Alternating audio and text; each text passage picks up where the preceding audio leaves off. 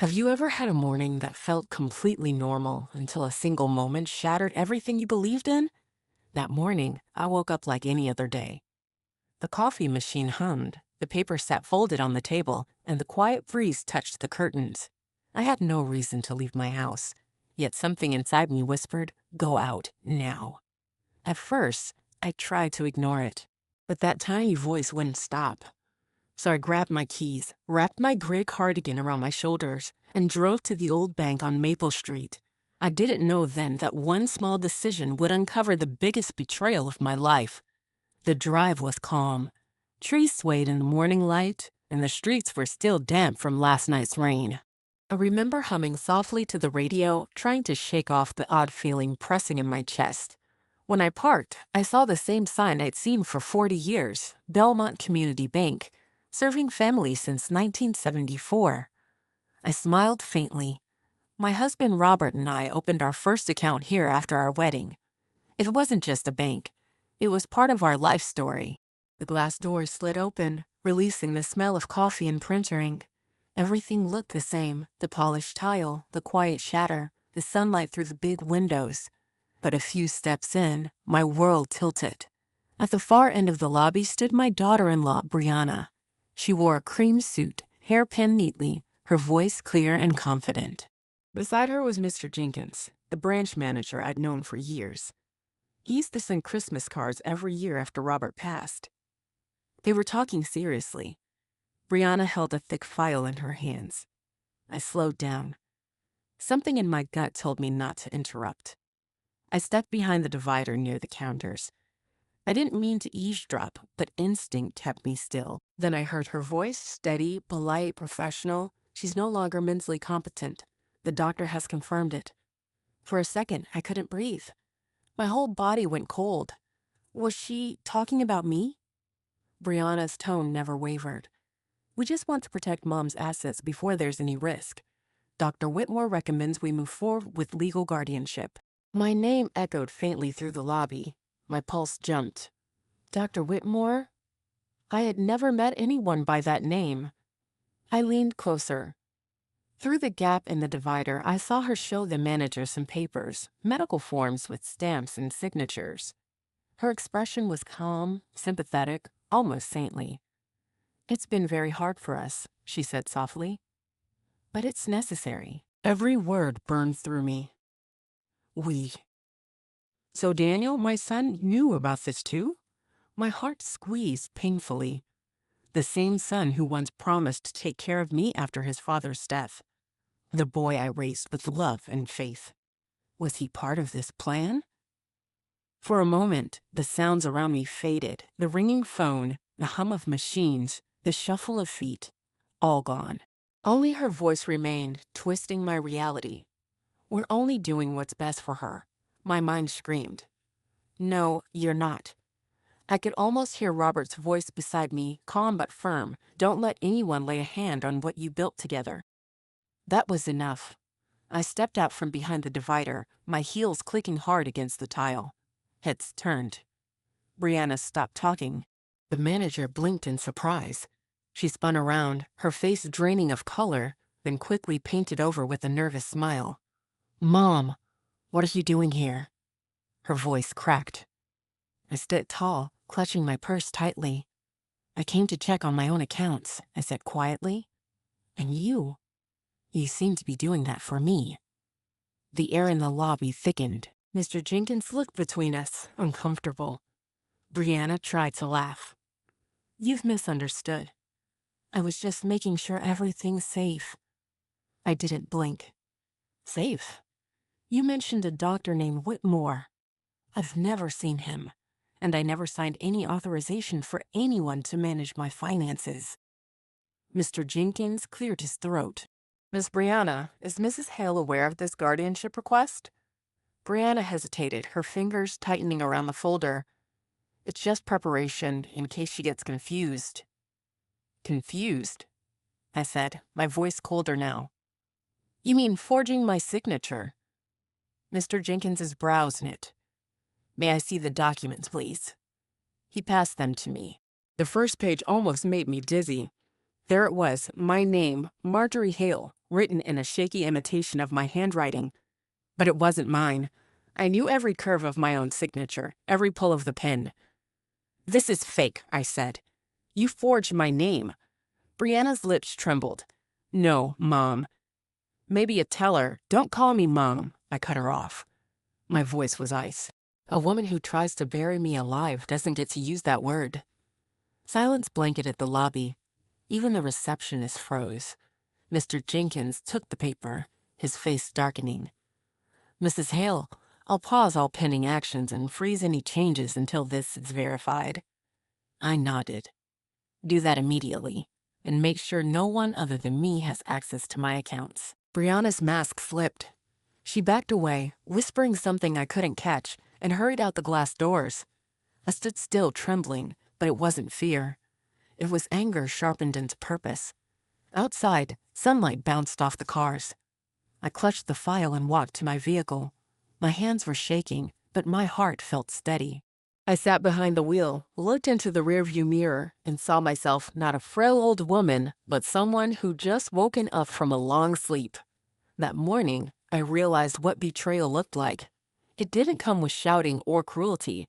It came wrapped in kindness, wearing a smile, calling me Mom. As I drove home, memories flooded me.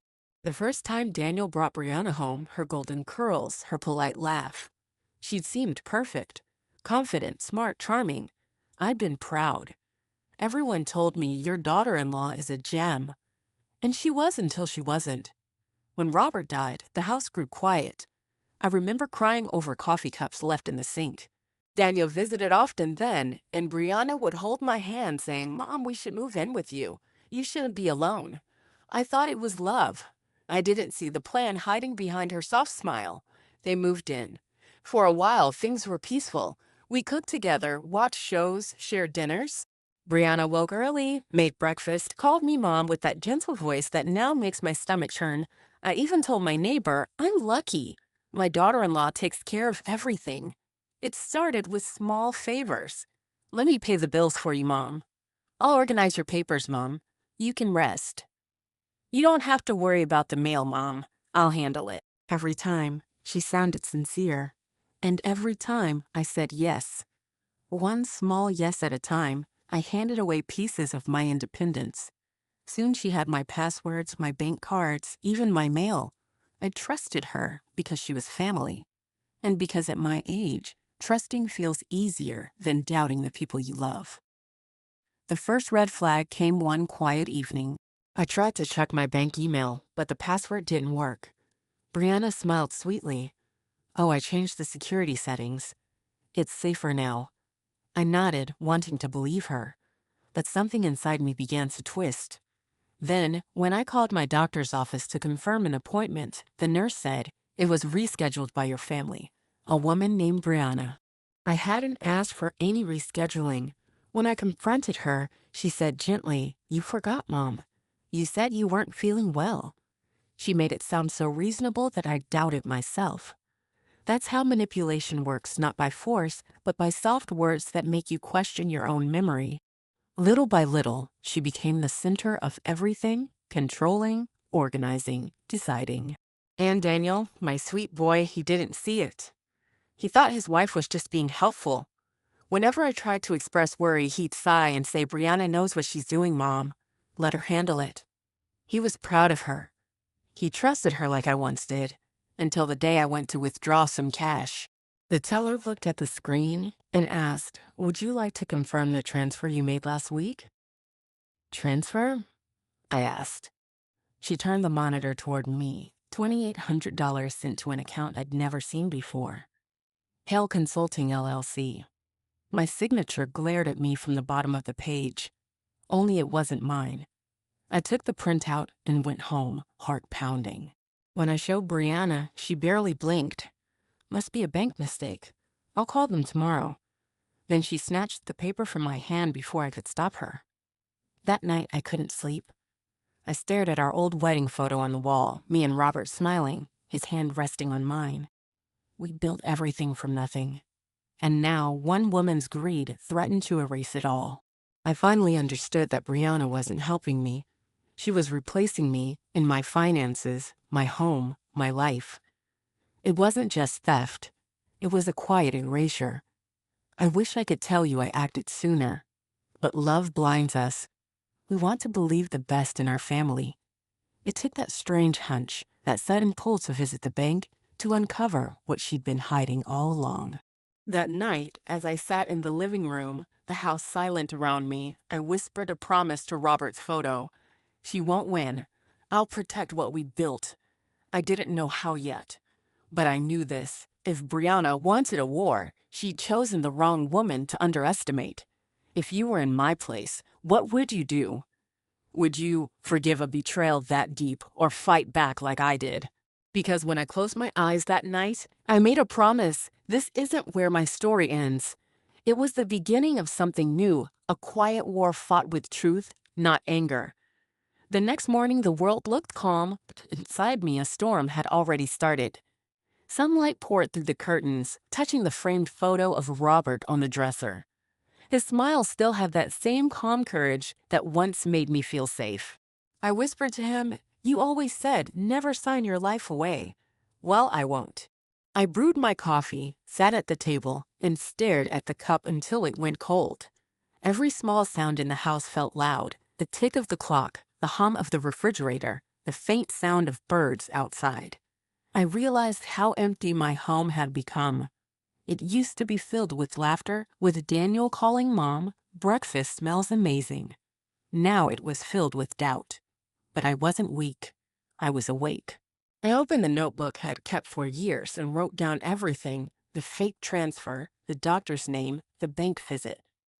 Each detail was a piece of truth that would soon form a wall strong enough to stop them. That afternoon, I walked down to the post office and bought a small lockbox. The young clerk smiled kindly, maybe wondering why an old woman needed something so serious. I smiled back but said nothing. Some wars are better fought quietly. When I came home, Brianna's car was already in the driveway. The moment I opened the door, her voice floated from the living room. "Mom, I heard you went to the bank yesterday. You should have told us. You could have gotten tired." Her tone was smooth, but her eyes darted nervously. "You saved my bait down." "Yes, I went. I needed to check something." She forced a laugh. "You're worrying too much. The doctor said you need rest." I looked at her closely. "Which doctor, Brianna? The real one or the one you made up?" Her lips twitched, and for the first time she didn't have a ready answer. She picked up her phone and pretended to type. "You're imagining things again." I smiled softly. "Maybe, but I still remember everything that matters." That night, I went to my bedroom early and locked the door. From my window, I could see Daniel's shadow in the yard, pacing as if torn between two worlds, his mother and his wife. I felt a tear slide down, not from sadness, but from acceptance. When trust breaks, it doesn't scream. It just fades until all that's left is silence. I sat at my desk, pulled out the small USB drive Robert had given me years ago, and plugged it in. The folders appeared: Hale Holdings, trust account, property records, everything we had built together. For the first time in months, I felt a strange peace. I still had something they didn't know about: the real records. I decided to call Pauline, our old family attorney. She had worked with Robert and me for years through every business deal. When she picked up, her voice sounded warm but firm. "Marjorie, it's been too long. What's wrong?" I took a deep breath and told her everything, from the missing mail to the forged papers at the bank. I could hear her taking notes. When I finished, she said calmly, "You did well going to the bank. Now listen carefully. Don't confront them again yet. Let them believe you're confused. It will make them careless. I'll start legal checks tonight." Her plan was simple but sharp. Stay quiet, gather proof, and act when they least expect it. I agreed. That was the first time in weeks I slept soundly. The following days, I became an actress in my own house. I smiled at Brianna, thanked her for the tea she made, pretended to forget things, even laughed at her small jokes. Behind that smile, I recorded everything. Every word, every time she touched the mail before I did, every time she whispered on the phone when Daniel wasn't around. I learned that silence wasn't weakness. It was camouflage. 3 days later, Daniel came home early from work. His tie was loose and he looked tired. "Mom," he said softly, "Brianna told me you yelled at her. She's just trying to help." I set down my knitting needles and looked at him. "Did she tell you about the forged documents too?" He frowned. "What documents?" I opened my small notebook, showed him the copies I'd printed from the bank's email. His eyes widened as he saw his wife's signature beside mine. He looked confused, almost sick.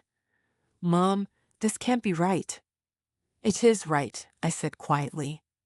"And soon the police will know it too." He rubbed his face, looking broken. "She said you were forgetting things." I thought maybe. I cut him off, gently but firmly. "That's how it starts, son. When people want control, they don't take it by force. They make others doubt themselves." He sat there, speechless. I could see the fight in his eyes, love for his wife against the truth staring back at him. When he finally stood up, he whispered, "I need to think." Then he walked out, leaving the door half open, like hope that couldn't decide whether to stay or go. That night, the house was too quiet. The clock ticked like a heartbeat in the dark. I went to the study and placed my phone on the desk. I played back the small voice recordings I'd secretly captured over the past few days. Brianna talking to someone on the phone. "If she doesn't sign the power of attorney, I'll tell the lawyer she's unstable." Another clip. "Once we get guardianship, Daniel and I can handle everything." Her words hit me like cold rain, but instead of tears, I felt calm determination. I organized the files, labeled each clip by date and time. I had my evidence. The next morning, Brianna barged into the kitchen, her face red. "Mom, did you freeze the secondary account?" "The bank said I can't access it." I looked up from my coffee and smiled softly. "Must be a security audit. They do that sometimes." Her voice rose. "Don't lie. You're trying to cut me out." I kept my tone gentle. "I'm just protecting what your husband and I built." She glared at me, trembling. For the first time, I saw fear in her eyes. She turned toward the stairs and shouted, "Daniel, get down here right now." He came down slowly, looking between us. His eyes were tired. "What's going on?" "Your mom froze the accounts," Brianna snapped. "I can't pay the bills or Nora's tuition. She's punishing us." Daniel turned to me. "Mom, is this true?" "Yes," I said, "because they're my accounts." Brianna started crying, her voice trembling. "She never trusted me. She thinks I'm a thief." Daniel rubbed his temples. "Please, both of you, calm down." But calm was long gone. Brianna stormed out of the kitchen, slamming the door behind her. I sat back down, picked up my cup, and whispered to myself, every lock I change is a piece of my freedom. That afternoon, I drove to Pauline's office. Her assistant led me in. Pauline smiled and handed me a folder. "These are your legal protections now. I filed an emergency freeze on all joint accounts. Brianna can't touch a cent." I exhaled slowly. "What about the forged documents?" "We'll handle that next," she said. "But for now, you're safe. Keep acting normal. Let her make mistakes." On my way home, I passed by the rose garden Robert and I had planted decades ago. The flowers were still blooming, pink and white, untouched by the chaos around them. I parked and walked among them for a while, the scent of earth calming me. I whispered, "Robert, your roses survived storms too. So will I." When I got home, Daniel's car wasn't there. Brianna's was. I knew she'd be waiting. As soon as I stepped inside, her voice came from the hall. "Mom, we need to talk." Her tone was softer now, pretending peace. "I don't want to fight," she said, hands folded. "Let's start over." I nodded. "Sure, but starting over means honesty. Are you ready for that?" Her eyes darted away. "I just wanted security. You control everything. I wanted us to feel safe." "Safe?" I asked.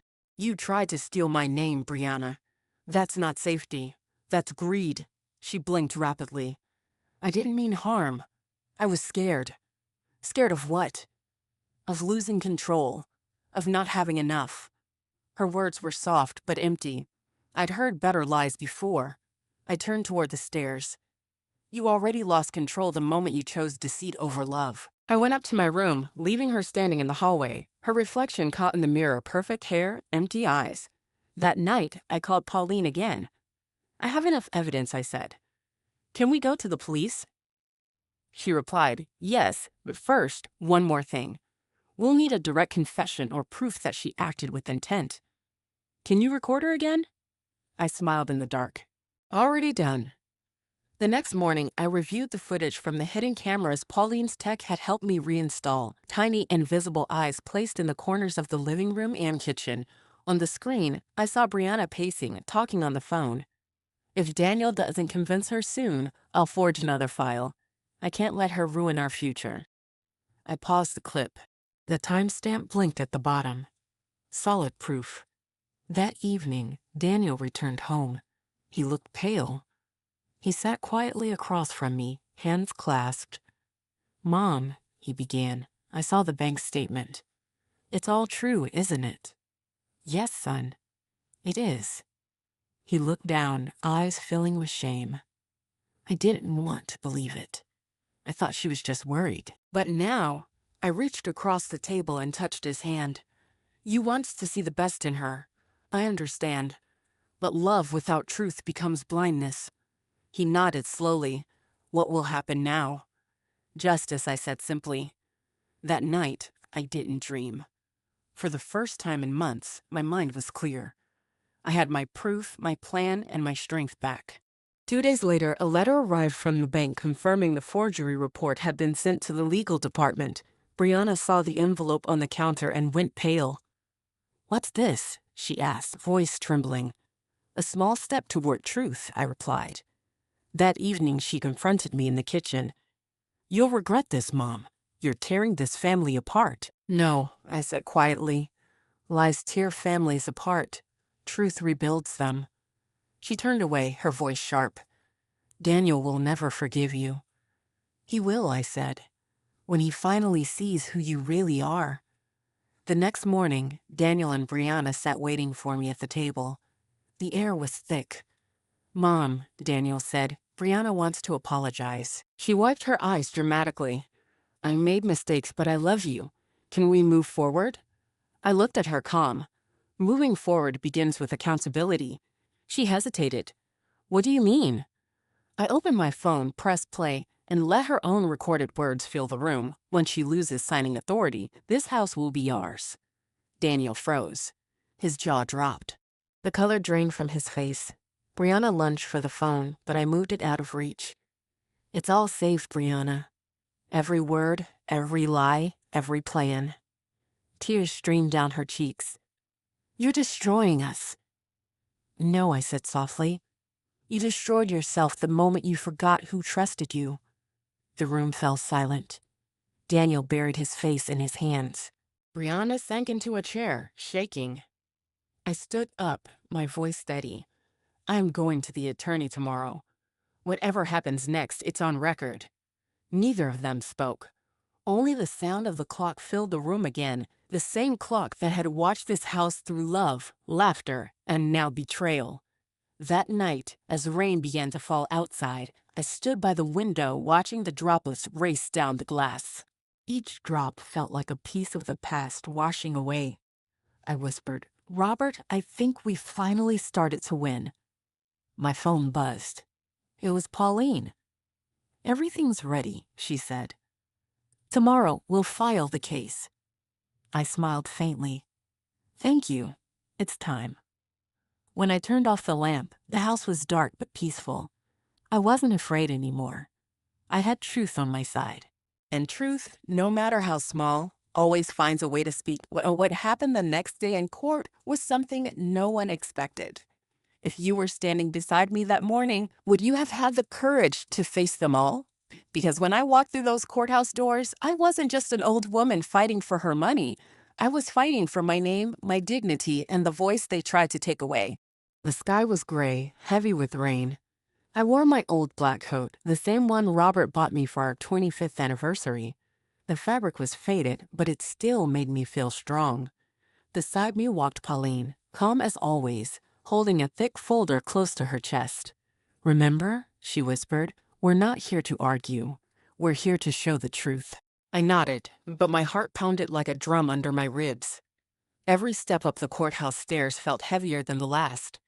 People glanced at me, reporters, curious faces, strangers with notepads. The story had spread, a daughter-in-law accused of forging her elderly mother-in-law's documents.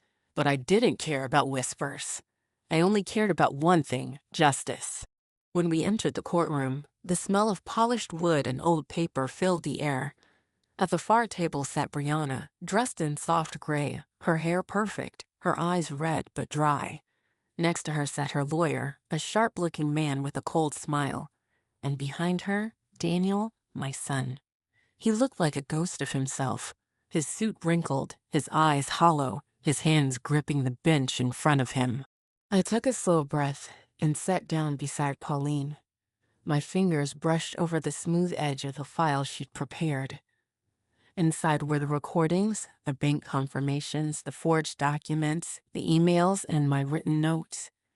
Every sleepless night, every tear, every quiet moment of strength, all in that folder. The judge entered, a woman in her 60s, with kind eyes but a firm voice. When she struck the gavel, the sound echoed like thunder. Court is now in session. Case number 45B, Hale versus Hale. The words felt strange. Hale versus Hale. My name against my son's. It broke my heart, but it was also proof that sometimes justice must walk through family to reach truth. Pauline stood. Your Honor, she began, my client, Mrs. Marjorie Hale, has been the victim of calculated deception and financial fraud. Her daughter-in-law, Mrs. Brianna Hale, forged documents claiming mental incompetence to seize control of her assets. We present full evidence of this forgery. Her tone was clear, respectful, but strong enough to fill the room. She handed the judge a small USB drive and a stack of papers. The judge glanced over her glasses at Brianna's lawyer. Your response? He stood smoothly. Your Honor, my client acted only out of concern. She noticed signs of confusion and wanted to protect her mother-in-law from potential exploitation. There was no malicious intent. His words were polished, rehearsed. Brianna lowered her head as if in sorrow. I wanted to laugh, but I stayed quiet, because I knew what was coming next. Pauline pressed the play button on her small speaker. Brianna's own voice filled the courtroom. If she doesn't sign the papers, I'll tell the lawyer she's unstable. Once she loses signing authority, this house will be ours. The silence that followed was heavy. Brianna froze. Daniel's face went pale. The judge leaned forward, her brows furrowed. Mrs. Hale, she said to Brianna, is that your voice? Brianna swallowed hard. I don't remember saying that. Pauline raised a brow. Forensic analysis already confirmed authenticity. No edits. That's her. The judge nodded slowly, then turned to Brianna's lawyer. Counsel, would you like to explain how this supports your claim of concern? He stuttered, words crumbling under the weight of proof. I sat still, my hands folded in my lap, my heartbeat slowing for the first time in weeks. Pauline continued, showing the forged signature documents. She explained the differences in pen pressure, the mismatched fonts on the medical seal, and the false doctor's name. The real Dr. Whitmore didn't exist in the state registry. Each fact was a small, steady hammer. Each piece of evidence, another crack in Brianna's mask. When Pauline finished, the judge looked at me. Mrs. Hale, would you like to speak? I stood slowly. The courtroom felt cold, but my voice came out warm and steady. Your Honor, I've worked my whole life beside my husband. We built everything we had from nothing. I trusted my family as any mother would, but trust can be twisted. All I want today is for the truth to stand where lies tried to bury it. The judge nodded. Thank you, Mrs. Hale. Then she turned to Brianna. You may speak now. Brianna stood, hands trembling. Her voice was soft but sharp around the edges. I was only trying to help. I thought she was losing her memory. I didn't mean to hurt anyone. Her lawyer quickly added, it was a misunderstanding. Pauline rose again, calm but fierce. Your Honor, misunderstanding doesn't create fake signatures, forged stamps, or stolen funds. This wasn't confusion. This was fraud. The judge's gavel tapped once. Enough. The room fell silent. I looked at Daniel. He wasn't looking at me. His head was bowed, his hands pressed together. For the first time, I saw guilt, not for his wife, but for himself. The judge reviewed the papers slowly, page by page. The minutes stretched. Finally, she spoke. This court finds sufficient evidence of forgery, fraud, and elder financial exploitation. All of Mrs. Marjorie Hale's assets are to be restored immediately. Further, an investigation into Mrs. Brianna Hale's actions will proceed under state law. The words washed over me like warm light. It was done. For months, I'd been treated like I was losing my mind. But here, in this quiet room, truth had found its voice again. Brianna collapsed into her chair crying. Daniel stood, stepped forward, and whispered, "Mom, I'm sorry." I turned to him. My throat tightened, but I spoke softly. "I know, son. Just don't be sorry in words. Be better in your actions." He nodded slowly, eyes wet. The judge struck the gavel one last time. Court is adjourned. As people began to leave, reporters murmured, cameras clicked, and I stood motionless. Pauline touched my shoulder. "You did it, Marjorie." I nodded. We did it. Outside, the rain had stopped. The air smelled fresh, like the world had been washed clean. Daniel walked beside me in silence. He wanted to say something, but no words came. At the courthouse door, he finally spoke. "I don't deserve forgiveness." I looked at him gently. "Forgiveness isn't something you deserve, son. It's something you grow into." Then I turned and walked toward the car, the wet ground shining under the pale sunlight. That evening, I sat in my living room watching the sky fade to orange. I thought about all the nights I'd felt powerless, about the times I doubted myself. But I realized something important. Truth needs time, but it never disappears. 2 weeks later, the official letter arrived. Case closed. All accounts restored. Further charges under investigation. Pauline called to say Brianna had agreed to a plea deal, community service, fines, and a permanent mark on her record. I listened quietly, then said, "That's enough. I don't want revenge. I just want peace." But peace, I learned, doesn't arrive with silence. It arrives with understanding. The house felt different after that. Lighter somehow. I changed the locks, repainted the walls, and took down the framed wedding photo from Daniel and Brianna's ceremony. Not out of hate, but because it no longer belonged there. Instead, I hung a photo of Robert in his old workshop, smiling, sleeves rolled up, sawdust on his hands. That night, I made tea, opened my window, and listened to the sound of the wind through the trees. It reminded me of Robert's voice. "You did what you had to, Marjorie. You stood up when it mattered." I smiled faintly and whispered, "I hope you're proud." But not everything ended neatly. Daniel came to visit one evening, eyes tired, hands empty. He stood by the porch steps and said softly, "Brianna left. She took Nora with her for now. I don't know what to do." I sighed. "You'll figure it out. But you can't heal by staying silent and eat." He nodded, tears spilling down his cheeks. "I should have listened to you, Mom. I saw the signs and I ignored them." I placed a hand on his arm. "We all see what we want to see. It's part of being human." He nodded again, then whispered, "Can I stay for dinner?" I smiled. "Always." We ate quietly, the way families do when words are too heavy. After dinner, I showed him the small garden I'd started by the porch. The roses were blooming again. "Robert's favorites," I said. Daniel nodded. "They're beautiful, Mom." For the first time in months, I saw a spark of peace in his eyes. That night, after he left, I sat at my desk and began to write. Not a legal document. Not a letter. A story. My story. I wrote about the morning at the bank, the fear, the anger, the courage in the courtroom. I wrote every word as if I were talking to another woman out there who might one day face what I faced. Because no one should feel alone in betrayal. No one should be made to doubt their own mind. By midnight, my pen stopped. The last line read, "They tried to erase me, but instead, I found myself again." I closed the notebook and smiled. It wasn't about money anymore. It was about taking back my life. Weeks turned into months. The garden grew, the mail returned, and laughter began to echo in the house again. Quiet, cautious laughter, but real. Daniel started visiting more often. Sometimes he came alone, sometimes with Nora, his little girl. She'd run to me shouting, "Grandma, tell me a story." And I did. But I didn't tell her about lawyers or betrayal. I told her stories about courage, kindness, and how love means protecting, not controlling.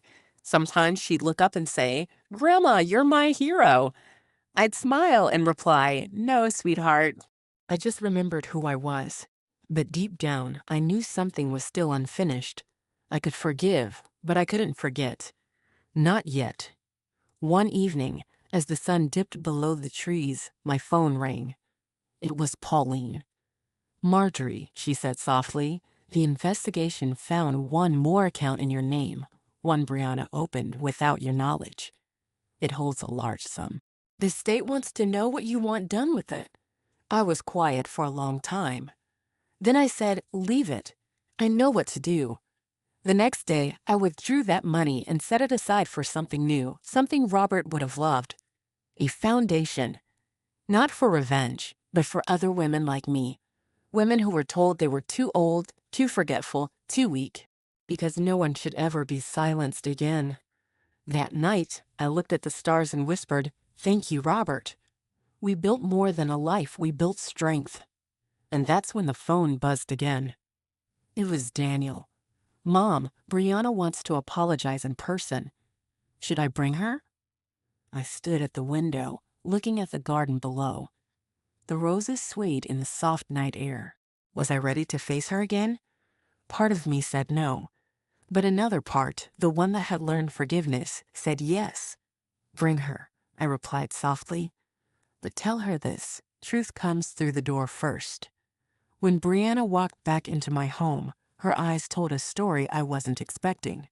It had been months since the trial, months since her lies had fallen apart. And yet, as she stood there on my porch, she didn't look like the woman who once schemed and smiled behind fake sympathy. She looked small, lost, and for a moment, I didn't see my enemy. I saw a broken person standing in the ruins she created. Daniel stood beside her, his hands clasped tightly.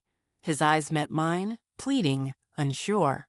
"Mom," he said softly, "she just wants to talk." I looked at Brianna.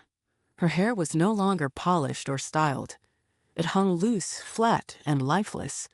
Her eyes were rimmed red, her face pale. She clutched a small purse like a shield. I stepped aside and opened the door wider. "Come in," I said, my voice calm but distant. "The same house you once tried to claim is still standing." She nodded silently and stepped in. The familiar scent of the home wrapped around us, fresh bread, lavender soap, and faint traces of the roses I'd placed in a vase on the table. Everything looked the same, yet everything had changed. She walked slowly, her heels barely making a sound on the wood floor. Daniel cleared his throat. "Mom, we'll sit in the living room if that's okay." "Of course," I said. "It's still your home too, Daniel." We sat in silence for a few moments. The ticking of the old clock filled the air like a heartbeat counting down to something. Brianna looked down at her hands. "I don't expect you to forgive me," she began softly. "I just wanted to say what I should have said long ago." I folded my hands on my lap. "Then say it." Her voice shook. I was greedy. I thought I was protecting my future. I told myself I was helping, but really I just didn't want to feel powerless. I saw how much control you had over everything. The money, the decisions, the house. I was afraid that meant there'd be nothing left for us. I stared at her for a long time. She looked older, not in years, but in spirit. "And so," I said slowly, "you decided to take everything while I was still breathing." Tears welled up in her eyes. "I know I destroyed your trust. I can't undo that. But after the trial, after losing Daniel, after facing myself every single night, I realized what I'd become. A woman who lost her humanity for comfort." I leaned back in my chair, the wood creaking under me. "Comfort," I repeated quietly. "That's the word people use to excuse greed. Comfort is what you feel when you have peace. What you chased was power. She looked up, tears streaming now. You're right. Daniel reached for her hand, but she gently pulled away, shaking her head. I don't deserve comfort, not anymore. For a long time, no one spoke. Outside, a soft wind brushed against the window. The light in the room dimmed as the clouds thickened. Finally, I broke the silence. You came for forgiveness, didn't you? She looked at me, startled. Yes, but not for me. For Daniel. For Nora. She asks about you every day. She says, why doesn't Grandma come visit anymore? I didn't know what to tell her. My throat tightened. I hadn't seen my granddaughter in months. I missed her laughter, the smell of her hair, the way she'd run through the garden shouting my name. What did you tell her? I asked quietly. Brianna's voice cracked. I told her Grandma's mad at Mommy. For a moment, the image of that innocent child saying those words hit me harder than anything else had. I felt the sting behind my eyes, but I didn't let the tears fall. I'm not mad at her, I whispered. And I never was. Brianna looked down, sobbing softly. Daniel sat silently, his head bowed. I stood and walked to the window. The sky outside was darkening, a faint drizzle beginning to fall. It reminded me of the morning I walked into that bank, the same quiet rain, the same chill, the same uncertainty of what was to come. Do you know what hurts more than betrayal? I said finally, still looking out the window. Brianna sniffled. What? The part where you start doubting yourself. The part where you wonder if you imagined it all. You made me feel crazy for months, Brianna. You made me question my own mind. That's something even justice can't fix. I know, she said quietly, and I'll never forgive myself for it. I turned around slowly and looked at her. Good, because real forgiveness starts when you stop making excuses and start carrying truth. She nodded, her eyes lowered. I walked to the small table beside the couch and picked up a photo frame. Robert, smiling, a boy, both of them covered in flour from baking bread one Sunday afternoon. I placed it gently on the table in front of her. This is what you almost destroyed, I said softly. Not the house, not the money, the bond that built this family. Brianna looked at the photo, her shoulders shaking. Daniel finally spoke, his voice low. Mom, I know I don't deserve your trust either, but I promise I'll never let anyone hurt you again. I sighed. I know you won't, son, but promises mean nothing if they don't survive silence. You stayed silent too long. He nodded, tears gathering in his eyes. I know. I sat down again, folding my hands together. So tell me, Brianna, what do you want from me today? She looked up through her tears. A chance to start over. I don't expect us to be family again, but I want to make things right. I want Nora to know that her grandmother is someone to look up to, not someone her mother wronged. Her voice trembled with something I hadn't heard from her before, sincerity. I studied her face. No more makeup to hide behind. No practiced tone. Just a woman stripped bare by her own mistakes. I thought of Pauline's words, let them believe you're weak until they destroy their own armor. And that's exactly what Brianna had done. After a long silence, I said, there's one way to make things right. She looked up quickly, eyes wide. Anything. You'll help me with something new, I said. Something that helps others. She frowned slightly. What do you mean? I'm creating a foundation, I said slowly, for elderly women who faced financial abuse. Women who were tricked, manipulated, or silenced by people they loved. You'll help me build it. Not as a daughter-in-law. As someone who understands guilt. Her lips parted in surprise. You trust me with that? I smiled faintly. No, I won't trust you, but I'll give you a chance to earn trust again. That's a bigger gift. She covered her mouth, sobbing quietly. Thank you. I nodded. Don't thank me yet. Redemption is a long road. And it doesn't come with applause, it comes with consistency. Daniel reached over and gently touched her shoulder. She'll do it, he said softly. I looked at him. Both of you will, because family isn't about blood. It's about what we rebuild after the storm. For a while, none of us spoke. The house, once filled with anger, now felt strangely peaceful, like the air after heavy rain. I made tea for everyone. We sat in quiet warmth, sipping slowly. Brianna looked around the room, her eyes lingering on the photos, the old piano, the flowers. She whispered, "I used to think this house belonged to me. Now I realize it never belonged to anyone. It was built with love, not paper." I nodded. And love is the only thing you can't forge. When they left that evening, Brianna hugged me, not tightly, but carefully, like she was afraid I might vanish. Her voice was soft. "I'll do my best." I whispered back, "Then you've already started." After they left, I stood on the porch watching their car disappear into the twilight. The roses swayed in the evening wind. The world was quiet again. And for the first time since that terrible morning in the bank, I felt peace that wasn't built on victory. It was built on closure.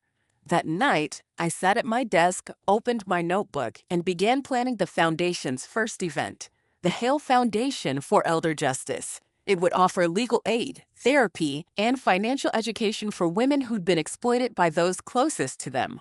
I wrote the mission statement carefully to give voice to those who were told they had none. As I wrote, the rain started again outside. Gentle this time, not angry.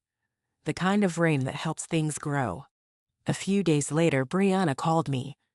"Marjorie," she said softly, "I found a woman at the nursing home who was tricked by her nephew. He took her savings. Maybe she could be our first case." I paused, surprised. "You're helping already?" "Yes," she said. "It feels good to do something that isn't about me." "Good," I replied. "Then keep doing it. Let your actions speak louder than your apologies." Over the next few weeks, we began working together, carefully, cautiously. At first, I didn't trust her. Every time she spoke, I waited for the old Brianna to show up. But she didn't. She listened. She took notes. She volunteered at local senior centers. Sometimes she'd call me late at night just to ask, "Is this what healing feels like?" And every time I'd answer, "It's a start." Daniel helped too. He donated his time to design the website for the foundation. And slowly, the three of us, once torn apart by greed, started building something good out of the ashes. But healing doesn't erase pain. It only softens it. There were nights I'd still wake up at 3 a.m., remembering the sound of Brianna's voice at the bank, the sting of those words, "She's no longer mentally competent." Sometimes I'd cry quietly, but not from weakness. From the strange truth that forgiveness costs more than revenge ever will. Months passed. The foundation grew faster than I'd imagined. Letters started arriving from women across the country, stories of lost homes, stolen savings, and broken hearts. Each one reminded me that I wasn't alone. And in a way, neither was Brianna. One morning, she showed up at my door holding a white envelope. "It's for you," she said quietly. I opened it. Inside was a check, a large donation. I frowned. "Where did you get this?" She smiled faintly. "I sold my jewelry, the ones I bought with your money. I wanted to give it back." For a moment, I couldn't speak. I looked at her, and all I saw was a woman trying to rebuild piece by piece. I nodded slowly. "Then let's use it to help someone else." That evening, we sat together on the porch. The sky was turning gold, the lake behind the trees shimmering with soft light. Brianna whispered, "You know, I still see your face in my dreams. The day you caught me at the bank. I can't forget it." I took a sip of tea. Good. Some memories aren't meant to fade. They remind us of who we should never become again. She nodded. "Thank you for not hating me." I smiled faintly. "Hate is heavy, Brianna. I carried it long enough. I'd rather use that weight to build something." The wind picked up. The roses rustled gently in the garden. For a while, we just sat there in silence, two women who had once stood on opposite sides of trust, now sharing the same quiet air. But even peace has shadows. That night, as I was closing the curtains, my phone buzzed. It was a message from an unknown number. A single line that made my hand tremble. "You think you've won, but you don't know everything Brianna hid." My heart stopped. I stared at the screen, my mind racing. Who could it be? The number had no name, no trace, just that single message. Outside, thunder rumbled in the distance. I walked to the window, watching the lightning flicker over the lake. My breath caught in my throat. Was there something I'd missed? Something still buried in the shadows of Brianna's lies? I tightened my grip on the phone. The storm outside was coming closer, wind whistling through the cracks of the porch. And in that moment, I knew my story wasn't over yet. My story wasn't over yet. That single message glowed on my phone screen like a spark in the dark. You think you've won, but you don't know everything Brianna hid. For a moment, I just stared at it. The rain outside had turned into a storm. Thunder rolled in the distance, and lightning flashed across the sky. I could feel my heart pounding in my chest. Was it a prank? Or was there really something I didn't know? I read the message again and again. The words felt sharp, deliberate. Whoever sent it knew something. Something they wanted me to find or fear. I sat down slowly in my armchair, the one near the window where I'd spent countless nights thinking about the past. The storm raged outside, rain pelting against the glass. I felt that old feeling again, the same one I'd had the morning I followed my gut to the bank. That quiet whisper inside me saying, something isn't right. I picked up my phone and typed a reply. Who is this? No answer. The message stayed on the screen, unread. The tiny dots never appeared. I tried calling Pauline, but it was late. Her voicemail picked up. I sighed and turned off the lamp. The room fell into shadow except for the faint light from the street outside. I sat there for a long time, watching the rain slide down the window, my phone still in my hand. I thought of Brianna, her tears, her apology, her new kindness. Could she still be hiding something? No, she wouldn't. Not after everything we'd been through.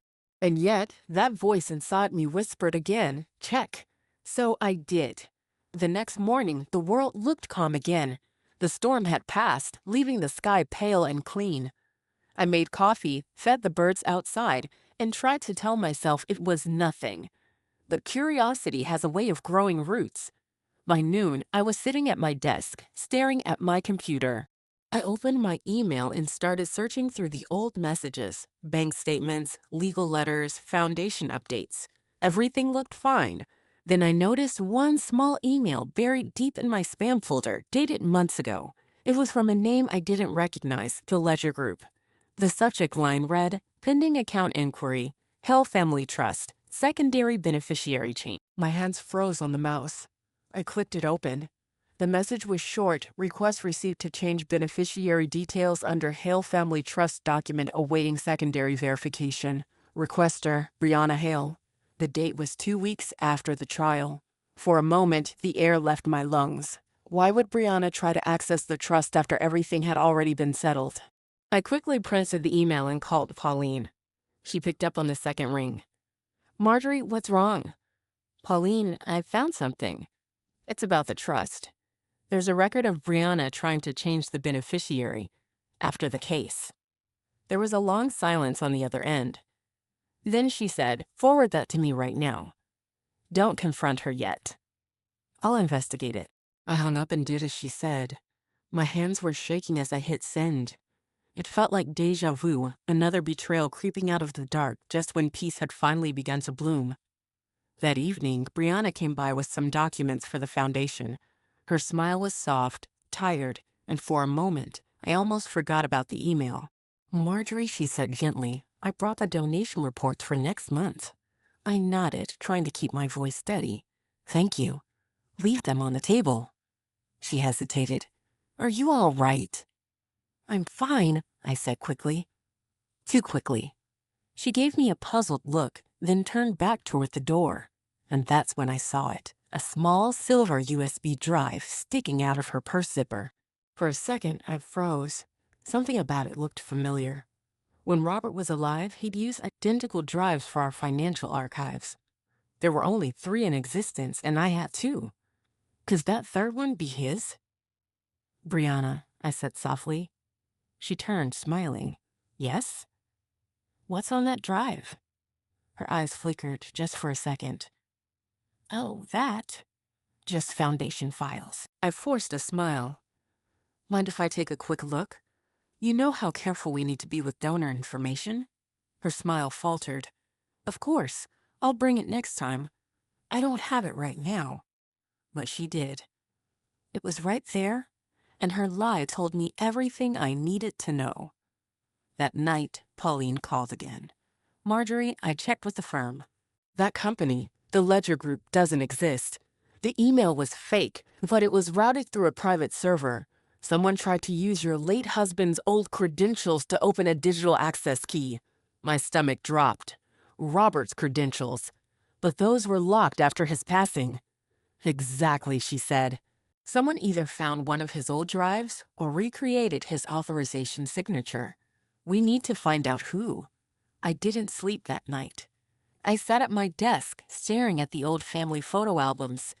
So many years, so many memories. And now, one last shadow still hanging over everything. In the early morning light, I made my decision. If the truth was hiding in that silver USB, I'd find it myself. When Brianna came to the foundation office 2 days later, I waited until she went to the storage room, her purse set on the chair. I felt my pulse quicken. My fingers trembled as I reached for it. For a moment, I hesitated. This wasn't who I used to be, snooping, suspicious. But then I remembered the message, a fake email, the lies. I carefully slipped the USB from the zipper and tucked it into my pocket. When she returned, I smiled as if nothing happened. Thank you for coming, Brianna. Let's discuss next week's event. We went through the plans as usual. She smiled, took notes, and left an hour later. The moment she drove off, I locked the door and plugged the USB into my laptop. It took a minute to load. At first, there was nothing, just empty folders labeled Foundation Budget, Outreach Plan, Legal Docs. Then I saw one file buried deep inside a folder marked Archive. Its name stopped my heart. Hale Trust Digital Access. I opened it. Inside was a scanned letter written in Robert's handwriting. But as soon as I looked closer, I knew something was off. The signature looked almost right, but not quite. Too smooth. Too deliberate. Then I saw the date, 1 month after Robert's death. It was a forgery. And worse, it named a new secondary beneficiary, Brianna Hale. My breath caught. Tears filled my eyes, not from sadness, but exhaustion. She had apologized, cried, rebuilt everything beside me. And still, she hadn't told the full truth. I copied the file onto my desktop and called Pauline again. I found it, I whispered. Found what? The final lie. The next day, Pauline and I met with the bank's security division. They confirmed it. The file had been used in a failed digital access attempt weeks ago. Robert's credentials were never reactivated. The attempt came from Brianna's home IP address. The proof was undeniable. Pauline sighed. She tried again, Marjorie, but she didn't get through. I felt a strange calm. Not rage this time. Not pain. Just the quiet clarity of someone who's finally seen everything. Do we press charges? Pauline asked. I shook my head. No, not this time. She looked confused. Why not? Because this isn't about punishment anymore. It's about ending it.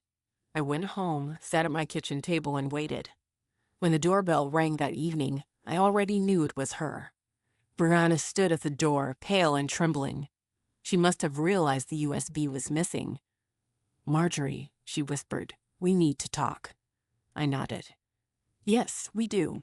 We sat at the same table where she'd once confessed months ago. The same table where truth had first started to heal us. I placed the silver USB in the middle between us. She froze. I trusted you again, I said quietly. And still, you kept one last lie. Why? Her voice cracked. Because I was scared. I didn't plan to use it. I swear. I found that drive while cleaning Daniel's old files. It had Robert's credentials. I wanted to delete it, but I couldn't. Couldn't? I asked softly. Or didn't want to? Tears streamed down her cheeks. I didn't want to let go of the idea that I could fix what I broke. I thought if I had access, Maybe I could return the money myself someday. Maybe I could make things right without bothering you again. I stared at her. Her explanation sounded desperate, but not false. For the first time, I couldn't tell if it was guilt or honesty. Maybe both. She sobbed quietly, covering her face. I'm tired, Marjorie. I've lost everything. My name, my husband's love, my peace. I wake up every night hearing your voice in that courtroom. I wasn't trying to steal again. I just couldn't let go of my mistake. Something inside me softened. I thought about how grief changes people, how guilt eats them from the inside until they start making strange choices, not out of malice, but fear. I stood slowly, walked around the table, and placed my hand on her shoulder. You're right, I said gently. You did lose everything. But you also found the one thing most people never do, truth. And truth, my dear, is the hardest mirror to look into. She nodded, shaking. I'm sorry. I know, I said softly. This time I believe you. I picked up the USB, walked to the fireplace, and dropped it in. The plastic sizzled as the fire swallowed it whole. Brianna gasped. Why did you? Because some things, I interrupted, don't deserve to be kept. They deserve to burn. We stood there in silence, watching the last remnant of deceit turn into ash. Then I turned to her.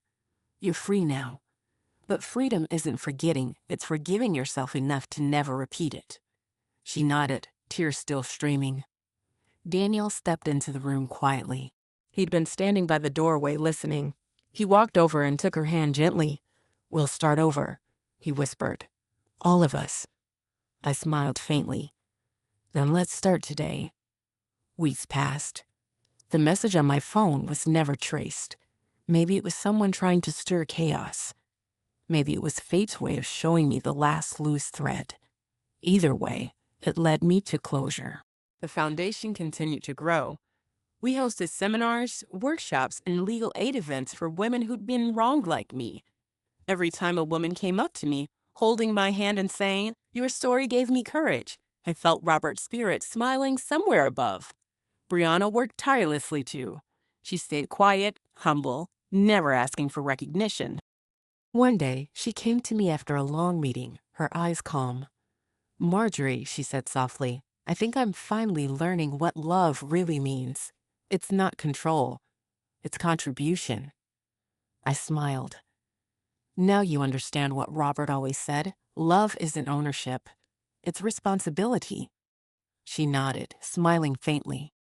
Thank you for giving me a second chance. You earned it, I said. One day at a time. That summer, Daniel and Nora moved back into the house next door. Every morning, I'd hear Nora's laughter from the garden. She'd run over with wildflowers, shouting, "Grandma, look what I found!" And every time I'd kneel, hold her tiny hands and whisper, "You're the reason I never gave up."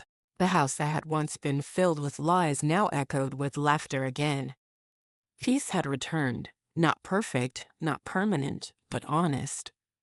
One evening, as the sun set and the roses glowed gold in the light, I sat on the porch with a cup of tea. The air was warm, the world quiet. Brianna sat beside me, silent but content. She looked at the garden and said softly, sometimes I think the worst things we do become the soil for something better. I nodded slowly. That's how growth works. Pain becomes compost. She smiled. That sounds like something Robert would have said. I laughed softly. It is. He always believed that even mistakes can bloom if you tend to them right. We sat there as the sky faded to pink and orange, the world softening into night. The story that began with betrayal was ending with understanding. I looked at the horizon and whispered, Robert, it's done.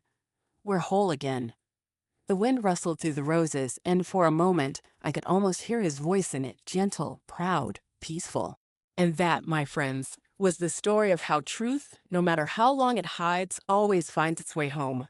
If you've ever been betrayed, remember, your story isn't over until you decide it is. Would you have forgiven Brianna the way I did, or walked away forever?